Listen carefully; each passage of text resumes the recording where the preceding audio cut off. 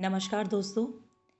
आज ये कविता रक्षाबंधन पर लिख रही हूँ उन बहुत सारे भाइयों के लिए जिनकी बहनें उनके पास नहीं पहुँच पाईं, और उन बहनों के लिए जो अपने भाइयों को इस बार सिर्फ राखी भेज पा रही हैं। तो मैंने सोचा राखी के साथ कुछ शब्द भी भेज देती हूँ, और इस कविता का शीर्षक है मेरा सम्मान हो तुम। सुनो भैया, इस बार राखी पर मैं घर नहीं आऊँगी। सुनो भैया, इस बार राखी पर मैं घर नहीं आऊँगी, पर तुम्हारी सलामती के लिए मंदिर ज़रूर जाऊँगी। तुम ईश्वर का मुझे दिया सबसे कीमती उपहार हो।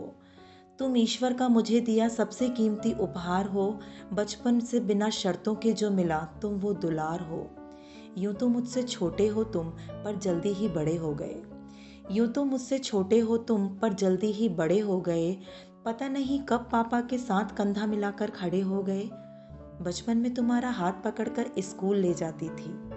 बचपन में तुम्हारा हाथ पकड़कर स्कूल ले जाती थी। तुम्हारी बेपरवाही पर तुम्हें हजार बातें सुनाती थी। पर मेरी शादी पर तुम कैसे संजीदगी से रस्में निभा रहे थे।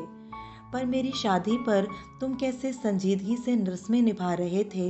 मैं हैरान थी तुम्हें देखकर, आंखों से आंसू बहते जा रहे थे। खुद में उलझे से तुम कब यूं सुलझने लगे। तुम कब से अपनी जिम्मेदारी समझने लगे। भाई शायद ऐसे ही होते हैं, चुपचाप जिम्मेदारियां उठा लेते हैं।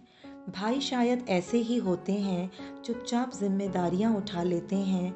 अपनी ख्वाहिशों को दरकिनार कर सब कुछ निभा लेते हैं। मैं तुम्हारी कलाई पर रेशम का धागा नहीं, प्यार और सम्मान बांधती हूँ। बस तुम हमेशा मेरा साथ देना कि तुम्हें अपना अभिमान मानती हूँ।